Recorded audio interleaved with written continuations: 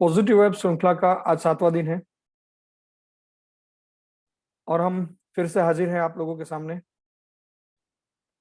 मुदिता योग positive web group फिर से हाजिर आपके साथ एक नई ऊर्जा, नए विषयों को लेकर। रोज की तरह आज भी हम शुरुआत प्रार्थना से करेंगे, मगर उससे पहले मैं 2 लाइन कहना चाह रहा हूं। अभी अभी कहीं एक व्हाट्सएप से मिली हुई ये 2 लाइन है कि डर वायरस है और विश्वास वैक्सीन है। अगर हम सकारात्मक रहे तो हमारे रिपोर्ट नकारात्मक आ सकते हैं। शायद ये जरूरत आज बहुत है डर से बाहर निकलने की। तो इसी बात को साथ में रखते हुए शुरुआत आज हम प्रार्थना से करेंगे। आज प्रार्थना लेकर मुदिता टीम से भाविसाबेन जुड़े हैं और भाविसाबेन आज गुरुवार है, चैत्र महीने की कृष्ण पक्ष की दशम है। तो आज आप कौन सी प्रार्थना हमें सुनाने वाली है ये बताइए, और ये सारी चीजें अनम्यूट होके बताइएगा। म्यूट होके हम कुछ सुन नहीं पाते हैं, तो अनम्यूट होके बताइए। श्योर। हाँ, आज गुरुवार है और माँ सरस्वती और हमारे गुरु जी को प्रणाम करते हुए मैं आपको अज्ञान तिमिरांधस्य सुनाऊंगी। बढ़िया। प्रणाम मेरा सबको। अज्ञान तिमिरांधस्य ज्ञानांजनशलाकया चक्षुरुन्मीलितं येन तस्मै श्री गुरुवे नमः। अर्थात जिसने ज्ञानांजन रूप शलाका से अज्ञान रूप अंधकार से अंध हुए लोगों की आंखें खोली है, उन गुरु को मेरा नमस्कार है। हम सभी हमारे जो गुरु हैं, सर। हाँ, हम सभी हमारे गुरु को नमस्कार करके आज की श्रृंखला को आगे बढ़ाते हैं। श्रृंखला के अगले पक्ष में शारदाबेन फिर से हाजिर है हमारे साथ। तो शारदाबेन, कल तो आपने बात बताई थी, किसकी बताई थी? मैं तो भूल गया। हाँ, भगवान राम की बताई थी। तो आज किसकी बताने वाले हैं ये बताइए। आज जिन्होंने हमें आजादी दिलाई बिना शस्त्र के, तो हमारे राष्ट्रपिता हुए महात्मा गांधी जी। हाँ जी सर, उन्हीं के कुछ विचार है, बताइए। वो कहते हैं, व्यक्ति अपने विचारों से निर्मित एक प्राणी है। वह जो सोचता है वही बन जाता है। हमेशा अपने विचारों, शब्दों और कर्मों में पूर्ण सामंजस्य का लक्ष्य रखे। वह अपने विचारों को शुद्ध करने का लक्ष्य रखे और सब कुछ ठीक हो जाएगा। खुद में बदलाव चाहिए, खुद में बदलाव बनिए जो आप दुनिया में चाहते हैं।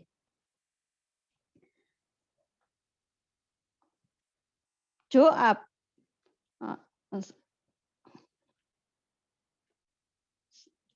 खुशी तब मिलेगी जब आप सोचते हैं, कहते हैं और करते हैं उनमें सामंजस्य हो। ये कुछ बातें थी हमारे महात्मा गांधी जी की। बढ़िया शारदा बहन, आपने जो बात कही वो शायद आप सभी ने देखी होगी। सीक्रेट करके एक जो थोड़ी शॉर्ट मूवी जो बहुत सालों पहले पब्लिश हुई थी, तो सीक्रेट मूवी में भी यही बात बताई गई थी कि आप जैसा सोचोगे वैसा माहौल बनेगा, और जैसा माहौल बनेगा वैसा चित्र उपस्थित होगा, और जैसा चित्र बनेगा वैसा ही आपके साथ कार्य होना शुरू हो जाएगा। तो ये बात बहुत ही जरूरी है, और आज के समय में भी ये इसलिए जरूरी है कि हम कहीं ना कहीं जूझ रहे हैं इस महामारी से। तो अगर महामारी के विषय में हम सोचने लगे तो महामारी हमारे आसपास रहेगी, और अगर हम सकारात्मक रहें तो सकारात्मकता हमारे साथ रहेगी।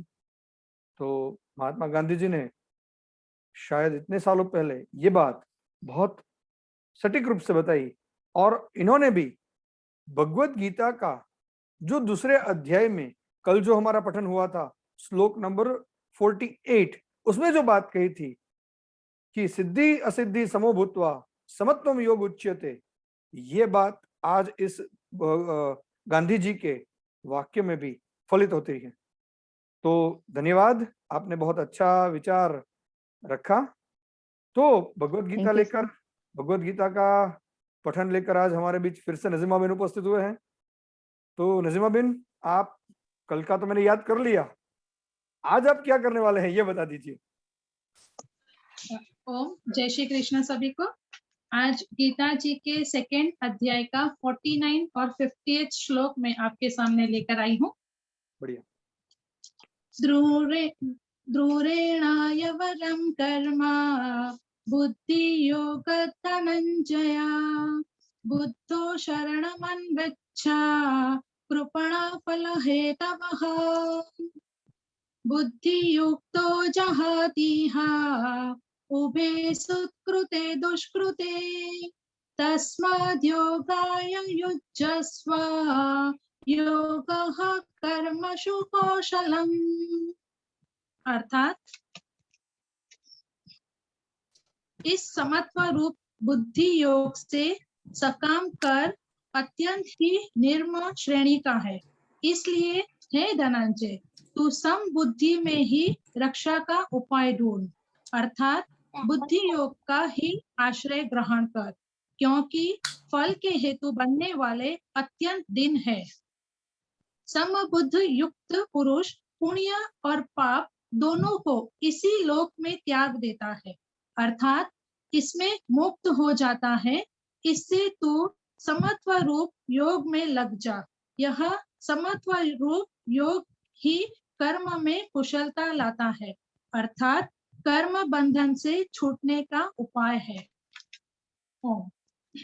बहुत बढ़िया नसीमा बेन, ये जो बात भगवान श्री कृष्ण ने बताई है कि योगः कर्मसु कौशलम, बाकी पाप और पुण्य को छोड़ना, पाप और पुण्य सापेक्ष होते हैं, कोई ये करना पाप है ये करना पुण्य है ऐसा नहीं है, ये दोनों चीजें सापेक्ष रहती हैं। अच्छी बातें कुछ भी हो रही है तो पुण्यात्मक है। आज अगर हम किसी को काम आ सकते हैं, आज हम किसी का किसी भी रूप से हम उसके साथ खड़े रह सकते हैं तो पुण्य का कार्य है। और आज अगर कुछ ऐसा कार्य करते हैं कि आज जिसको हमारी सबसे ज्यादा जरूरत है और अगर हम नहीं कर सकते हैं तो शायद ये पाप स्वरूप आज होगा, मगर इन सबको भी छोड़ना है। और उन्होंने ये बताया है कि कर्म की कुशलता प्राप्त करनी। कर्म की कुशलता तभी आएगी या कुशलता तभी है कि हम हमारी दिनचर्या और हमारी ऋतुचर्या दोनों को ठीक रखें। स्वास्थ्य के परिप्रेक्ष्य में आज के समय में हमारा स्वास्थ्य ये बहुत बड़ी ही हमारी जरूरत है। तो इस संदर्भ में हमारी दिनचर्या और हमारी ऋतुचर्या का जो पालन है वो अगर ठीक से होगा, उसमें अगर करने वाले कर्मों में अगर हम कुशलता बनाए रखेंगे तो स्वास्थ्य के प्रति हमारी जो गति है वो बहुत ही अच्छी होगी। और फिर जो बात कही कि समता समत्वम, माने अब ये करना या वो करना, ये उसमें जाने की जरूरत ही नहीं है। जो शास्त्र ने बताया है, जो दिनचर्या बताई है या जो ऋतुचर्या बताई है, अगर उसको भी साथ में लेकर अगर हम चलते हैं तो वाकई ही हम स्वास्थ्य का बहुत अच्छे से हम प्राप्त कर पाएंगे और इस काल को भी स्वास्थ्य बनाए रहते हुए ही हम पसार कर पाएंगे या उसको गुजार पाएंगे। तो बढ़िया, धन्यवाद आपका भी, आपने बहुत अच्छा भगवत ज्ञान दिया आज हम सबको। तो आगे चलते हैं आज की श्रेणी में। हर वक्त की तरह हमारे बीच उपस्थित है रमा बहन। रमा बहन से जब बात हो रही थी, एक दिन मैंने ऐसे ही फोन कर लिया कि आप गुजरात आ गए हो या नहीं आ गए हो, तो तब पता चला कि वो तो कहीं बाहर है और अचानक से कोरोना पॉजिटिव हो गए हैं। तो एक विचित्र कंडीशन उनके साथ निर्मित हुई थी। तो उनका परिचय पहले मैं अमी बहन से कहूंगा कि उनका परिचय अमी बहन करवाएंगे, मगर वो परिचय तभी करवा पाएंगे जब वो वीडियो ऑन करेंगे। तो बढ़िया। अमी बहन, आप रमा बहन का पहले परिचय करवाइए, फिर हम रमा बहन के शब्दों में ही उनकी क्वारंटाइन स्टोरी सुनेंगे। अमी बहन। हाँ, तो सबसे पहले तो मैं कहूंगी कि कुछ शख्सियत ऐसी होती है जो परिचय की मोहताज नहीं होती। ऐसी एक शख्सियत आज हमारे साथ उपस्थित हुई है, रमा वत्स जी। हमारी टीम मुदिता की ही मेंबर है और मुदिता के साथ पिछले 2-3 सालों से साथ में हम लोग जुड़े हुए हैं। और आगे कहूँ तो पॉजिटिविटी की एक मिसाल है वो। लास्ट टाइम जब लॉकडाउन हुआ तो उन्होंने अपनी टेरेस पर वो खुद करती थी और आजू बाजू के जो भी बिल्डिंग्स थे, जो भी टेनामेंट्स थे, सभी के लोग अपनी अपनी टेरेस पर जाके रमा जी को देखकर वो योग करते थे। और इसकी नोंद बड़ौदा से है रमा जी, तो बड़ौदा के न्यूज़पेपर में और सभी जो सोशल मीडिया में इसकी नोंद ली गई हुई थी। रमा जी ने डिप्लोमा किया हुआ है, वाईसीबी की एग्जाम्स की है, नेचुरोपैथिस्ट है। और सबसे बड़ी बात कि जो मैंने पहले कहा कि कोई भी परिस्थिति हो वो सक्षम है उस परिस्थिति का सामना करने के लिए। अगर सामने कोई व्यक्ति हतोत्साह है, निराश है, तो वो उसका भी वो है टेम्पो बढ़ा देती है और बहुत ही चुलबुली है, बहुत ही बातूनी है और मेरी छोटी बहन जैसी है। तो आगे की बात रमा जी आपसे सुनेंगे। थैंक यू सो मच देवी, इतना प्यार देने के लिए। सभी को मेरा ओम और गुरु जी को सादर प्रणाम, सादर चरण स्पर्श। मेरा बचपन से सपना था दीदी एफएम में जाने का कि मैं कुछ वहां पे बोल पाऊं। वो सपना तो पूरा नहीं हुआ, लेकिन तो मुझे आकाशवाणी के थ्रू आपसे जरूर भेंट हो गई। आप छोटी बहन समझती हैं और आप मेरी सखी भी हैं, दीदी भी हैं और बहुत अच्छे से आप मुझे गाइड करती हैं। और सबसे ज्यादा जो मुझे अच्छा लगा, आपने मेरी ऐसी सिचुएशन में जो आपने मुझे वीडियो कॉल करके और वो पूजा पाठ भी आपने की, प्रार्थना की, तो मतलब एक अपनी सगी बहन से भी ज्यादा आपने मेरे को स्नेह दिखाया और मुझे सांत्वना भी देते रहे कि आप ठीक हो जाएंगे, ठीक हो जाएंगे। हालांकि आपको पता था कि मैं इसको हावी नहीं होने दे रही हूँ अपने ऊपर। तो शुरुआत करती हूँ सभी को ये बोलते हुए, गब्बर सिंह का डायलॉग सभी को याद होगा कि जो डर गया वो मर गया है, गब्बर सिंह ये कह के गया। तो अभी की स्थिति में वो सबसे सटीक बैठता है। और आप यकीन नहीं करेंगे, जिस वक्त मेरी रिपोर्ट आई पॉजिटिव, तो बच्चों की तरह मैंने उछल के यही बोला कि कोई बात नहीं, आप सब लोग मुझे पॉजिटिव पॉजिटिव बोलते, देखो अभी मेरे पास सबूत भी है कि मैं पॉजिटिव हूँ लिखित शब्दों में। तो ऐसा कुछ नहीं था। और दिल्ली गए हुए थे, क्योंकि होली पर हम दिल्ली गए थे। मायका ससुराल सब उधर ही है, तो सबसे मिले भी, जहाँ जाते हैं वहाँ नाचना गाना भी हुआ। तो इम्यूनिटी बूस्टर तो मेरा तभी होना शुरू हो गया था, क्योंकि सबसे अपनों से सब इतने टाइम बाद मिले थे। और चुलबुली हूँ जैसा कि दीदी ने बोला, तो सब जगह हंसी ठटेला वो सब चलता रहा। तो वो शायद इसी वजह से था कि रोग प्रतिरोधक क्षमता मेरी तभी स्ट्रॉन्ग होनी शुरू हो गई थी कि ये ग्रह कुछ आने वाली है मेरे ऊपर। क्योंकि गले मिलने की बड़ी आदत है, सबसे गले भी मिली। तो सबने बाद में चिढ़ाया भी बहुत कि बहुत गले मिलती है सबसे। मैंने कहा तुम लोग भी तो सब बड़ा पॉजिटिव पॉजिटिव बोलते हो, मेरे को देखो तुम सबकी बातें सही साबित हो गई।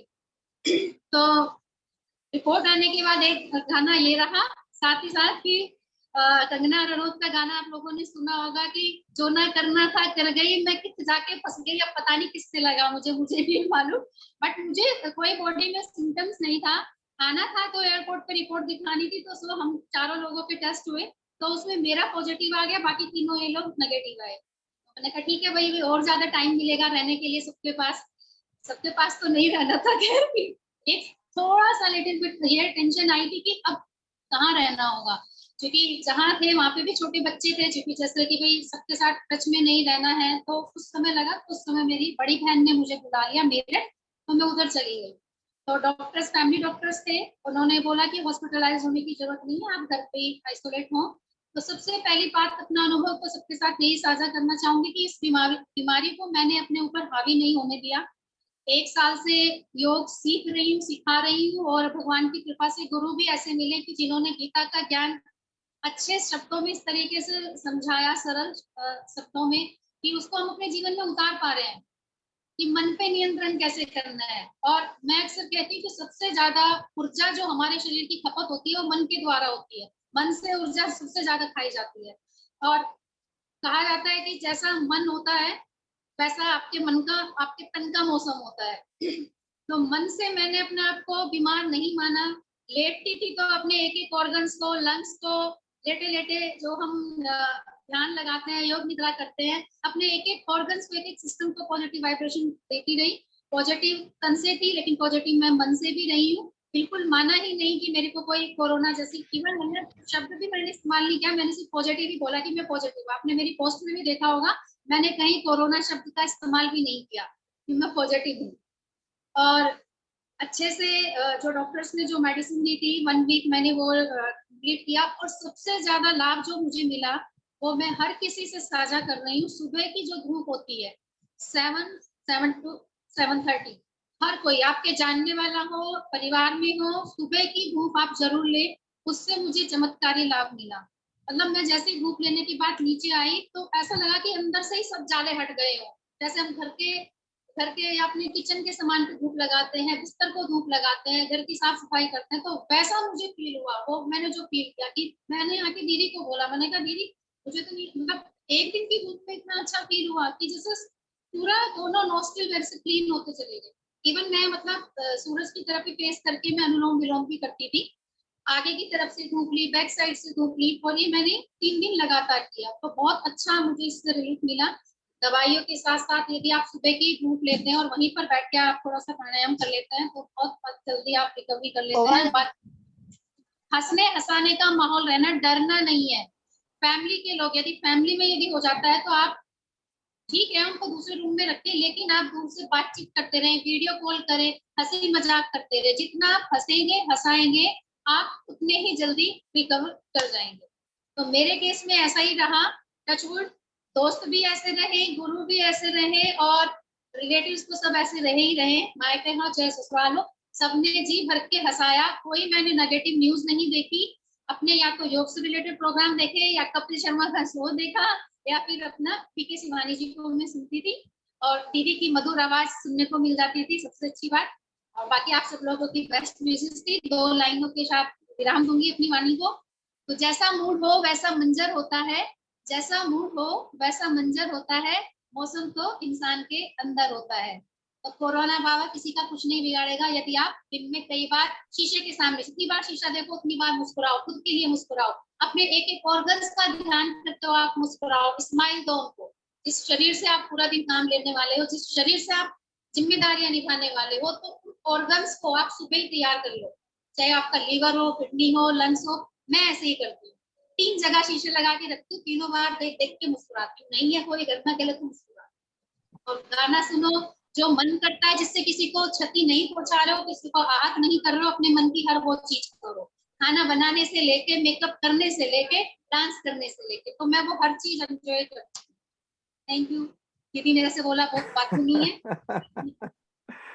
बढ़िया रमा बहन, आपने बहुत अच्छे से इस विषय को रखा कि ये सारे विषय हैं।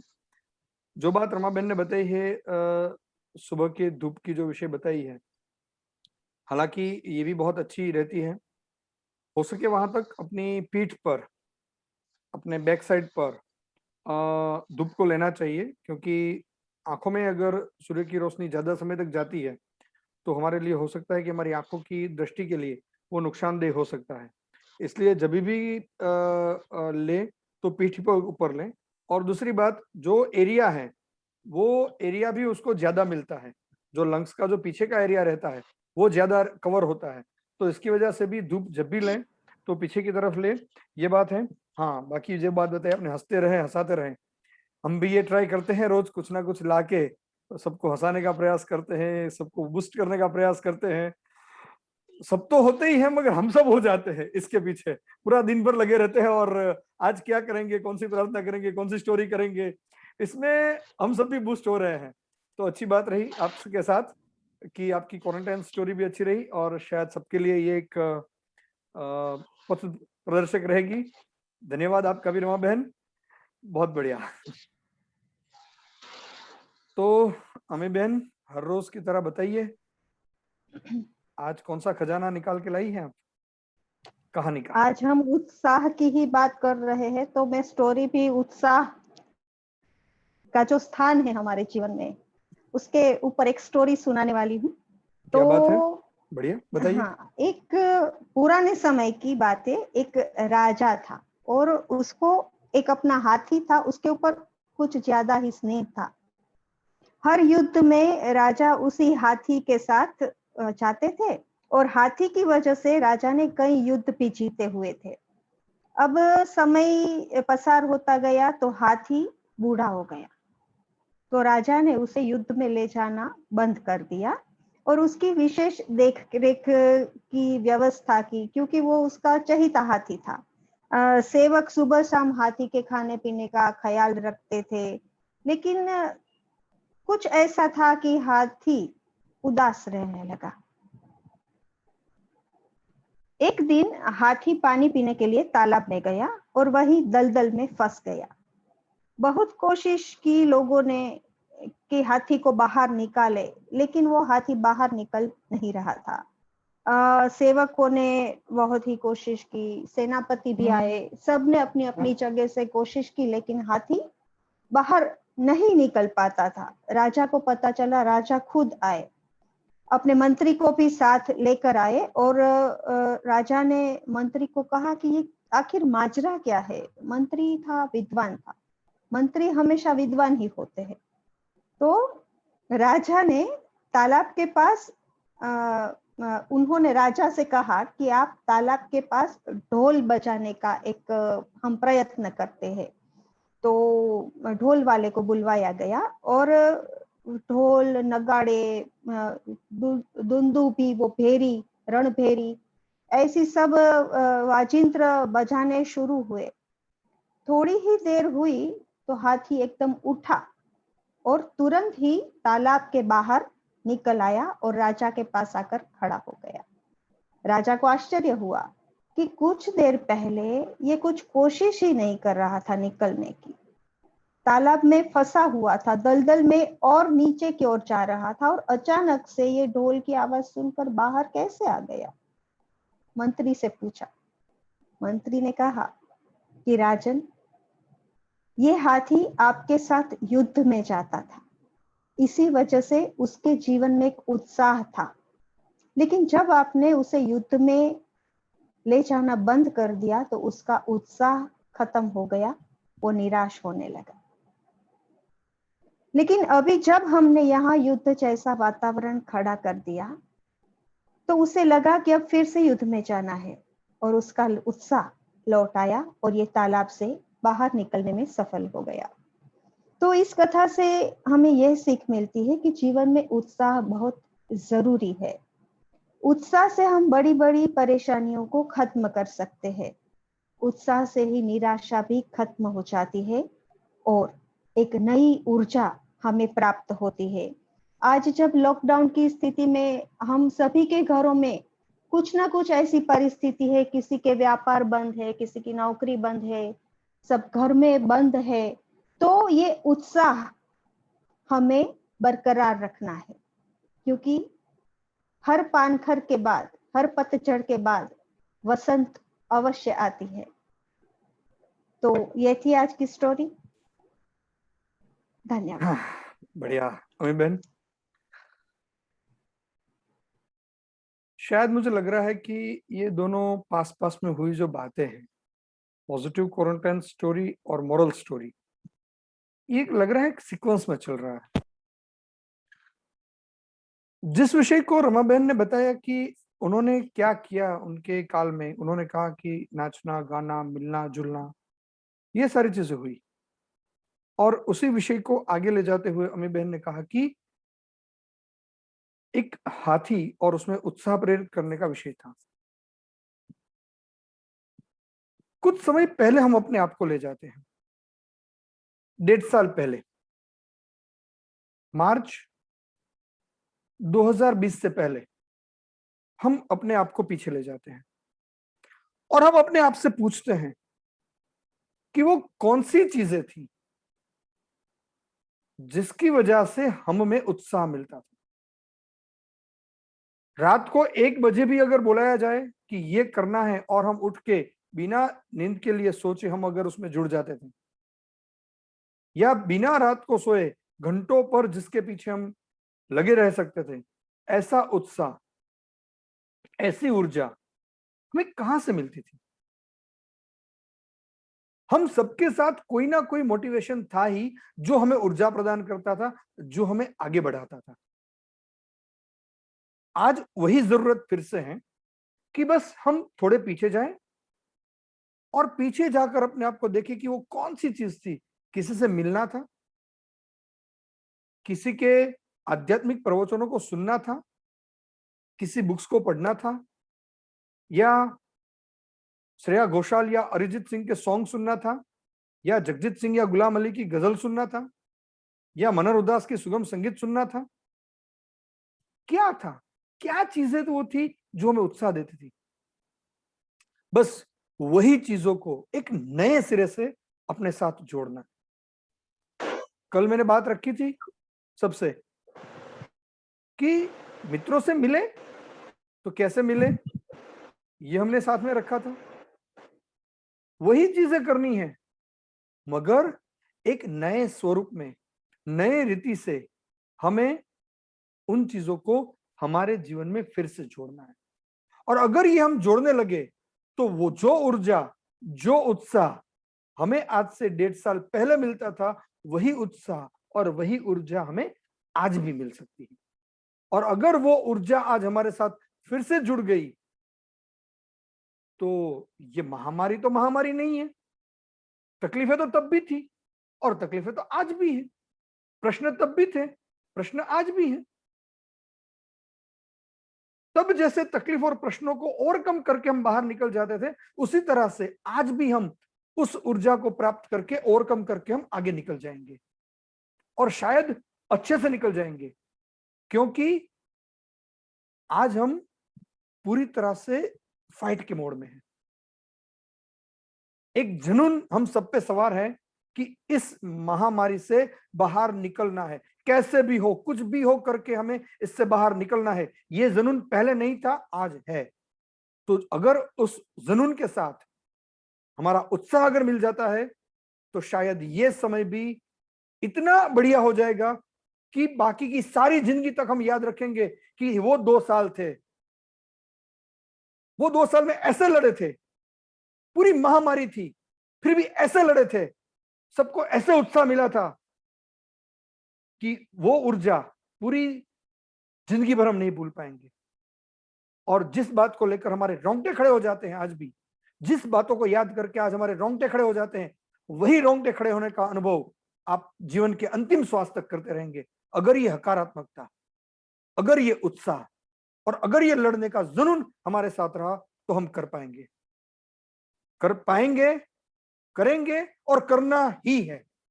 कुछ भी हो जाए हम इससे बाहर निकलेंगे, हकारात्मक रूप से बाहर निकलेंगे और सभी को ये दिखाएंगे कि नहीं, क्या उत्साह की ताकत होती है, क्या ऊर्जा की ताकत होती है। तो आज की श्रृंखला इसी ऊर्जा के साथ हम खत्म करेंगे और ऊर्जा में हम कल्याण की भावनाओं को जोड़ देंगे तो शायद और बढ़िया हो जाएगा। तो फिर से हम याद करेंगे भाविसा बहन को कि भाविसा बहन फिर से हमारे साथ जुड़े और हमारी परंपरा की तरह सभी के स्वास्थ्य की, सभी के कल्याण की भावनाओं को जागरूक करने का भाव प्रकट करें। सबकी शांति और अच्छे स्वास्थ्य के लिए सर्वे भवन्तु सुखिनः, सर्वे सन्तु निरामया, सर्वे भद्राणि पश्यन्तु, मा कश्चित् दुःखभाग् भवेत्। ॐ शान्तिः शान्तिः शान्तिः।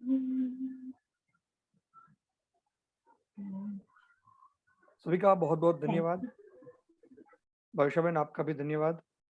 और सभी से मेरी विनती है कि आप लोग तो लाइव जुड़कर सुनते ही हैं, हमारे साथ जुड़कर हमारी ऊर्जाओं को बढ़ाते हैं।